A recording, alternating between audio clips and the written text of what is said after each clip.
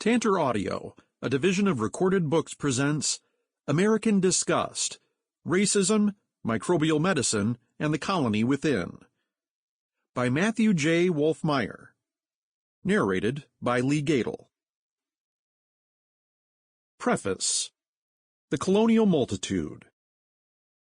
It was with some pique that I read the recurrent use of the term colony in scientific, medical, and popular literature about gastrointestinal disorders and their treatment through the use of fecal microbial transplantation in the early 2010s.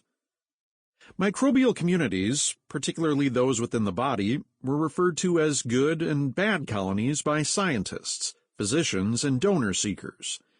Donors were assessed for the qualities of their colonies and how they might affect a recipient.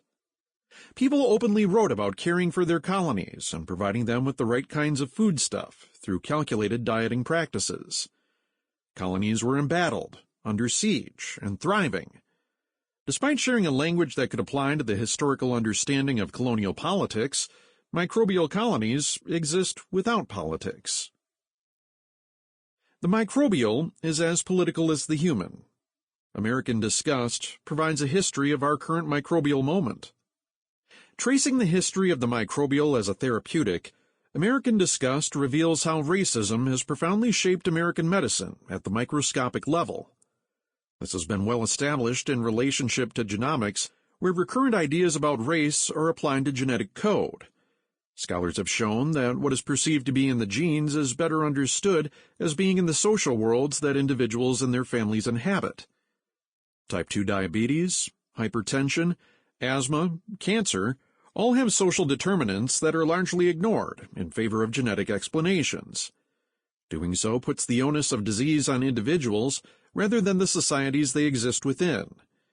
These microscopic politics of blame also shape the microbial, made apparent in discourses about foodways, disease, and lifestyle, all of which are shaped around ideas about bodies and the material they incorporate into themselves through eating. Colonial politics have shaped the past several hundred years of human society, but their impact on medicine is often ignored.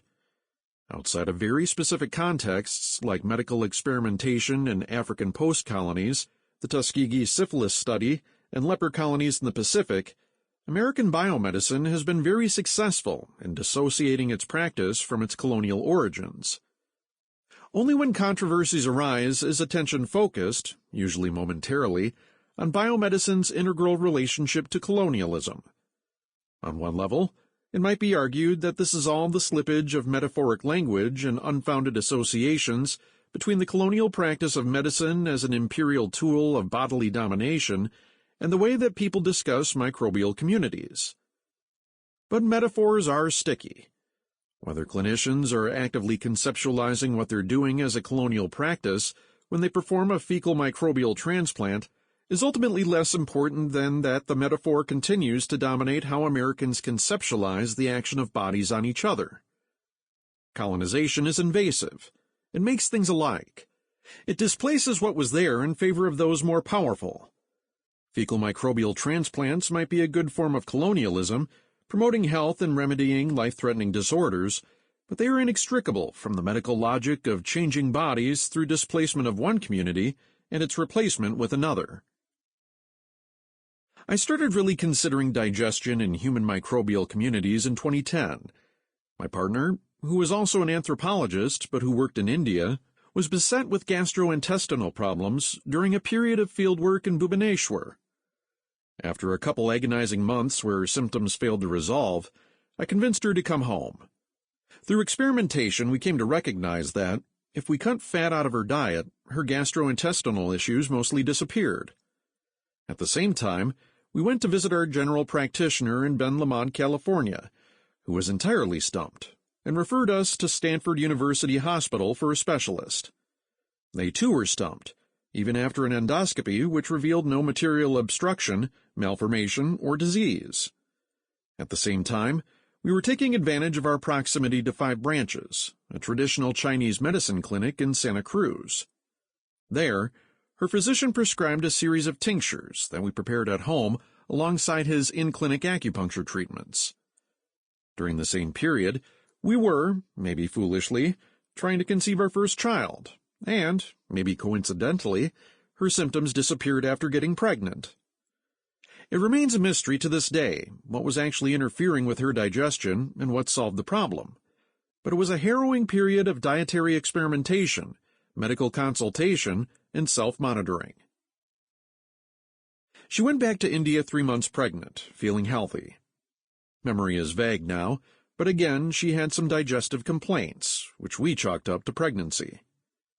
She gave birth to our first child, Felix, a few months later, about 6 weeks ahead of his due date. Her water broke about 7 weeks before he was due, and she spent a week in the maternity ward, pumped up on drugs to delay delivery. She made it a week, reassured by the staff that every day she was able to delay delivery, the better the possible outcomes. Even so, Felix spent 2 weeks in the neonatal intensive care unit.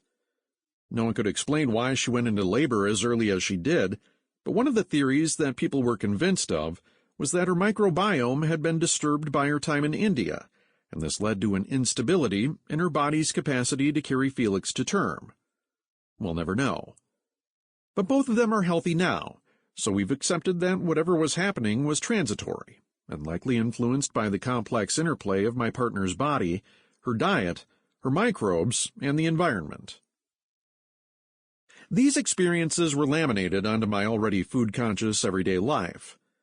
My partner and I have both been vegetarians for decades, and during graduate school, as I ate steamed broccoli over the sink between reading sessions, I committed myself to really learning how to cook, so as to fight off the existential experience of eating merely to eat. I wanted eating to be an aesthetic experience. I spent years learning different cuisines through a collection of cookbooks, and even spent a summer teaching in the humanities curriculum at a culinary school, where I learned knife techniques from my students before my classes. Living in Santa Cruz, we were inundated with delicious and readily available produce year-round, and I spent time each week at local farmers markets exploring heritage vegetables and other niche produce offerings. Which is all to say that, when we were thrown the curveball of my partner's digestive problems, I was readied with a set of skills and sensibilities to navigate the challenge. Similarly, when our second child was born with a motor control disability that interfered with his ability to eat, we were ready with a bank of possibilities that could be experimented with to ensure that we found something that he was both interested in and could eat safely. Experimentation is key here. In both cases, with my partner and with my child, there was a sense that we could figure something out. With my partner, we experimented by stripping our diets down to their most basic and allergy-free components. From there, we slowly introduced new elements to determine what reactions my partner had, if any. It was through this elimination and experimentation that we were able to figure out that removing fat from her diet would provide at least some kind of cessation to her symptoms.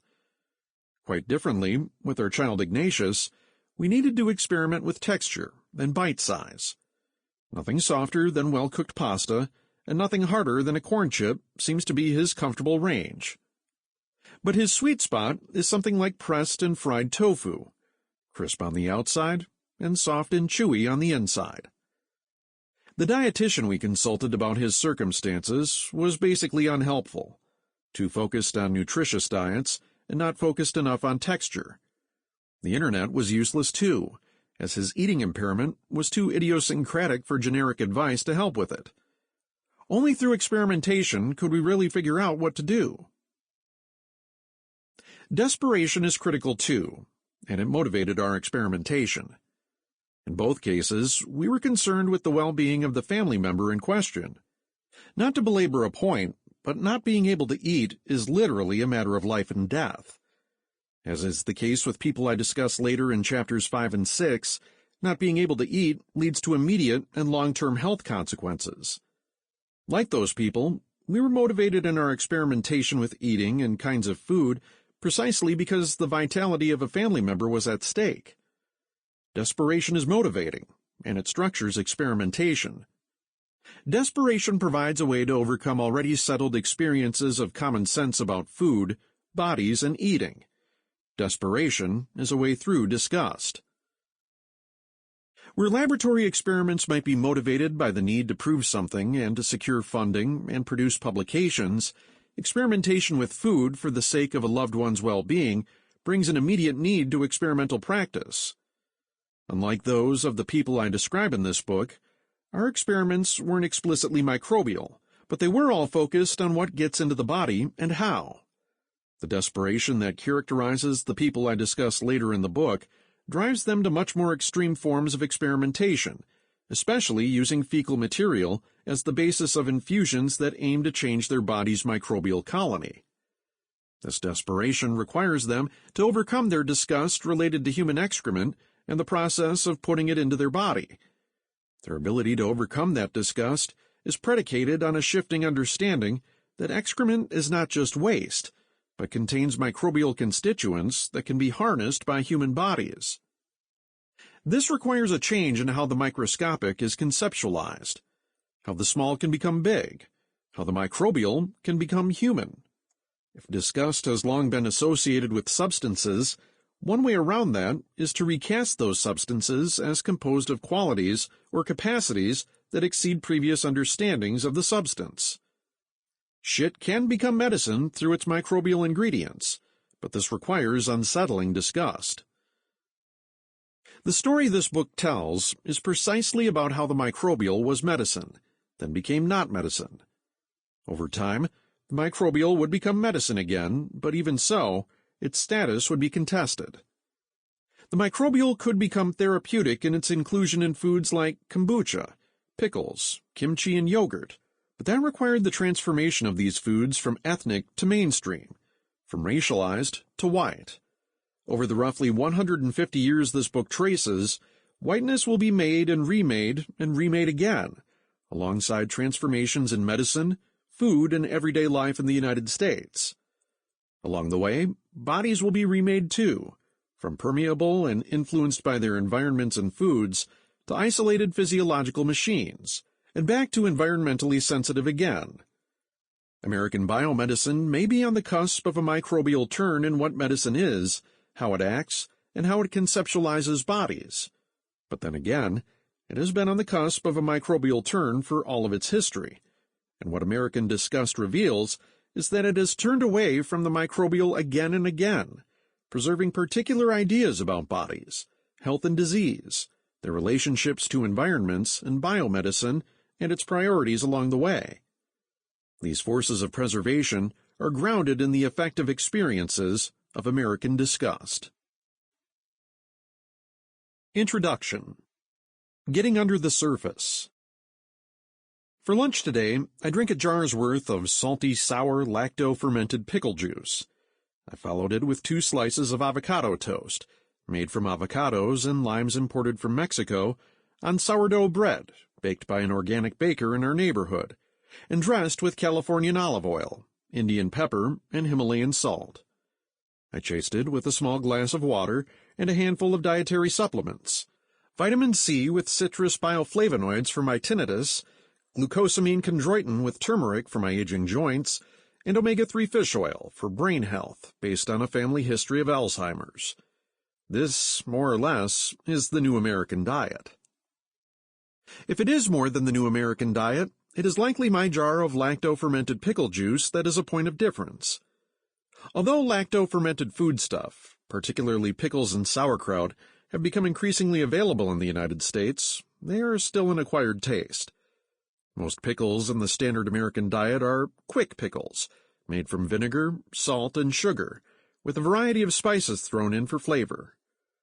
Lacto-fermented foods rely on microbes to ferment the vegetables in question, leading to a piquant umami flavor, unlike quick pickles, which are usually sweet and sour. A quick-pickled cucumber might add a little sweetness to a hamburger.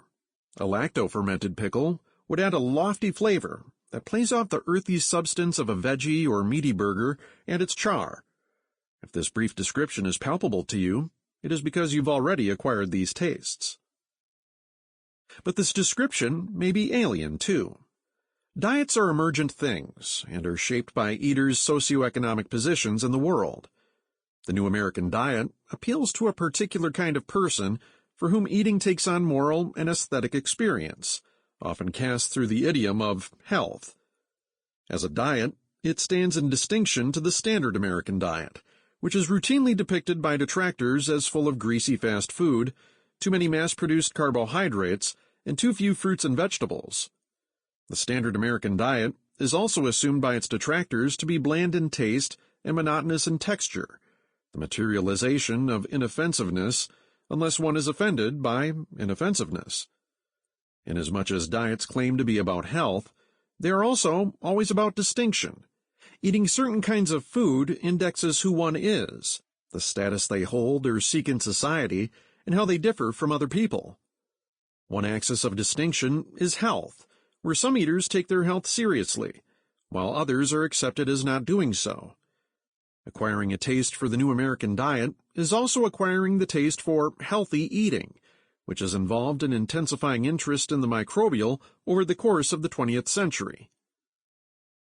In many respects, this book is about the acquisition of taste. It is about the changing contours of the American diet and how they reflect ideas about health, the human body, and its relationship to the environment. It concerns changing ideas about medicine and their relationship to ideas about race, racism, and kinship. It is about the long arc of American settler-colonialism and its effects on ideas about embodiment, healing, and medicine. And, fundamentally, it is about disgust, its basis in the body, the ways it structures relationships between people and between people and their environments, and its role in ideas about personhood and subjectivity. It is a book about experimentation with the self and its non-human constituencies through interactions with medicines, environments, and foods that remake the relations between the body's inside and outside, between self and other. My intent in drinking a jar's worth of pickle juice was twofold. It was, first and foremost, a bit of a dare to myself. I had been teaching my students about autoethnographic descriptions of physiological processes, encouraging them in the context of the coronavirus pandemic to turn their attention to their daily bodily experiences. In getting them to approach these descriptions, I encouraged them to consider how they could change their daily activities in ways to make the familiar strange. How could they change their eating practices to denaturalize their experience of eating? After fishing the last 2 pickles out of the jar for my children's lunches, I was left with a jar of only juice. What, I wondered, would it be like to drink a jar of pickle juice? Doing so is something that people recommend in many of the online support groups I frequent, all dedicated to the care of one's internal microbial colony. If there was a momentary resistance to the idea, it disappeared with the first sip. I drank the rest in a few briny gulps, no worse for the experiment. Drinking the pickle juice was also an attempt, albeit fleeting, to experiment with my internal microbial colony. Across the internet, support groups, cookbooks, self-help guides, and medical papers I regularly consume all focused on gut health of one sort or another. There is an interest in developing a sense of interoception, a sense of what is happening inside the body as it digests something. Individuals experiencing a wide variety of health complaints and neurological disorders, from Clostridium difficile infection to autism and depression, have taken to experimenting with their microbial communities in an effort to change their physiological experiences. They change their diets and their rhythms of eating and fasting, and they employ experimental medicines like fecal microbial transplants, FMT. These practices aim to change the makeup of one's internal microbial colony, a metaphor that physicians, scientists, and experimentalists use without irony to describe the millions or billions or trillions of tiny microbes that inhabit human skin and organs. Humans cannot know their microbes in any intersubjective way, but they can come to understand them through their reactions to food and medical treatments. Gassy bloat, a rash, being nauseated, each could be the sign of an upset microbial colony. Could I, in drinking this jar of pickle juice, notice a change in my microbial colony? Body of self and body of other. Over the course of the 18th and 19th centuries, the growing traditions of modern medicine and the life and environmental sciences sought to establish the contours of the human body. Where once American medicine and science imagined the body to be relatively porous, and able to be contaminated and made sick through proximity to outside forces, especially miasmas, the skin became a barrier between body and environment. This was central to the growing management of human and animal populations in cities, where industrial opportunities for employment drew people into closer proximity with each other and with urban non-human animals. This proximity in urban centers led to waves of epidemic disease and the need to manage populations through housing and nascent attempts at public health. Given the absence of the germ theory of disease, only so much could be done, and interventions often targeted individuals symbolically associated with dirt, particularly the working classes. These public health efforts sought to shape individual behaviors, and by extension families, to produce healthy and responsible citizens. Without the germ theory of disease, the focus on individual behaviors and the cleaning of public and private spaces was all that was possible. The management of urban infrastructures, hospitals, workspaces, and schools that would mitigate viral and bacterial infections could occur only after an understanding of how microbes work and how they are transmitted between persons and non-humans. The skin also became a critical means to distinguish between kinds of bodies, with race being a primary means of categorization and differentiation. The origins of conceptualizations of race mapped onto ideas of kinds of bodies and the diseases they carried in the 18th and 19th centuries.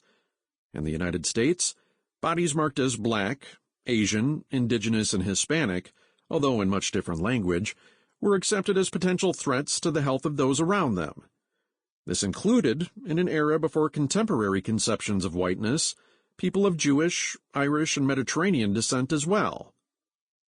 In crowded urban spaces, commingling bodies were seen as a threat. Admitting non-white bodies into the country was likewise a threat, and the eradication of Native American groups across the continent was taken as preserving and growing the health of the body politic. Racism developed in time to include forms of disgust that grew out of the contact between bodies, nowhere more apparent than in miscegenation laws that restricted sexual contact between white and non-white bodies. That disgust was critical for the articulation of whiteness in the United States. Whiteness is associated with an avoidance of disgust. This is everywhere, from the curation of particular kinds of diets, e.g. the standard American diet, with its reliance on sweetness and starchy blandness being key, to the management of living spaces and residential patterns, to the contact between bodies, both direct and indirect. As I discuss in the first two chapters, this whiteness was produced through colonial engagements with non-white populations and the development of dietary forms of self-management associated with urban, and increasingly suburban, white populations. The form of disgust that it produced was one that was cultivated. It had to be produced through specific ways of imagining substances and bodies that cast the acquisition of disgust as the development of civilized attitudes about one's body, the bodies of others, and social interactions that brought bodies into contact. Disgust tends to be conceptualized as something inborn, as something that exists in nature and is expressed through our interactions with other people and substances. But I make a distinction between unsettled and cultivated disgust. Disgust is a real affective response, an expression of negative desire. But it is not universally the same in its expression or experience, and there are significant ways that contexts reshape disgust reactions. Taking a second bite of a sandwich I've already bitten is a different affective experience from choosing to finish a sandwich my child has half eaten, and both of these are significantly different from finishing a half-eaten sandwich left by a stranger or recovered from a trash bin, as some freegans choose to do. Considering those choices is always inhabiting a cultivated sensibility, which depends on making distinctions between the people and substances that have interacted with that sandwich, with some being more knowable and intimate than others. Unsettled disgust is unpredictable. Where cultivated disgust relies on distinctions that categorize kinds of relations, self, child, stranger, and attendant risks, unsettled disgust might be cast as more prediscursive, less predetermined. Can I tell the difference between a sandwich I have bitten and one that a stranger has? Do they taste different? They shouldn't. but that we expect they might indexes how categories shape our affective experiences and how those effects shape interactions with other people and the substances they interact with. A fictional sandwich is a benign example, but when categories of people and their practices are subject to the same processes, the effects can be stultifying and lead into the concretization of dominant forms of disgust. One example of this lies in the rise of biomedicine, which developed out of allopathic practices that were cast by their adherents as fundamentally different from homeopathy and other medical traditions that were categorized as too natural and fundamentally uncivilized. In an era before biomedicine, as it is known today, when it was understood as allopathic medicine, the battles for social acceptance and dominance in medicine relied on the distinctions between medical ontologies. Allopathic practice distinguished itself in its earliest iterations by being predicated on the treatment of disease through difference. Unlike homeopathy, which treated diseases with medicines accepted as having qualities akin to the diseases they cured, allopathy used medicines that acted through difference. For example, insomnia would be treated by homeopaths with trace amounts of caffeine, where allopathy would treat insomnia with a soporific, or sedative. Central to allopathy was the construction of a difference between the natural and the artificial. Disease was natural, arising either through exposure to natural elements, including bacteria and viruses, and it was meant to be treated by artificially produced chemical agents, elements of a growing pharmaceutical industry. The idea that nature could cure ailments of nature was increasingly associated with non-allopathic medical practices. This was fundamental in changing how practices were incorporated into mainstream medical practice. Proximity to nature meant that a medicine was dangerous, unpredictable, and unruly. Only manufactured medicines and educated physicians could beat out disease through an allopathic materia medica. One of the results of this professionalization and standardization of American medicine was that medical practices that were associated with particular kinds of racialized individuals and groups were discounted from being medically efficacious. This was critical in delegitimizing both the medicines associated with colonized populations and the healers who employed those medicines. As I discuss in Chapter 1, associating the medicines of racialized others with backwardness and bodily risks helped to make stark differences between kinds of people and was fundamental to developing a sense of disgust based upon exposure to the natural. This was critical in developing a sense of whiteness that was predicated on its association with civilization, cleanliness, and order, obvious both in attempts to cleanse the frontier of its indigenous inhabitants and efforts to clean up urban spaces filled with non-white inhabitants. Civilizing through colonization indirectly meant purifying the body of medicines that were based in the natural world, and that they may have had microbial elements. The creation of the modern American body is predicated on the construction of whiteness. Whiteness here is not simply about racial markings, but also about normalcy. In this respect, non-white bodies include both those that were explicitly racialized and those that were constructed as being disabled, and in many cases, a set of overlapping assumptions that render racialized bodies into disabled ones. This is most apparent in conceptions of normal cognitive functioning that resulted in discourses around non-white forms of intelligence that place non-whites at lower capacities than white people. But it is also apparent in the medical practices that have developed over the course of the 20th and early 21st centuries that focus on behavioral change. Behaviors that are associated with ethnic or class differences, and this is especially clear in foodways that are associated with type 2 diabetes, are seen by medical professionals as in need of change in order to make healthier patients. This often means counseling patients and their families away from traditional diets and toward ways of eating that approximate aspirational forms of the new American diet. Similarly, shaping one's sleep to the needs of work and school upholds a form of social normalcy that is associated with whiteness. Being able to work normal hours and attend school during the typical school day means being normal and approximating a respectability associated with whiteness. In this respect, whiteness is both a state and an aspirational horizon. One can always become whiter. The converse is also true. One can become less white. This does not occur phenotypically or genetically, although those fears are sometimes expressed, as I discuss in Chapter 6. Instead, it occurs at the level of the molecular, in terms of both what constitutes the body. Sample complete. Ready to continue?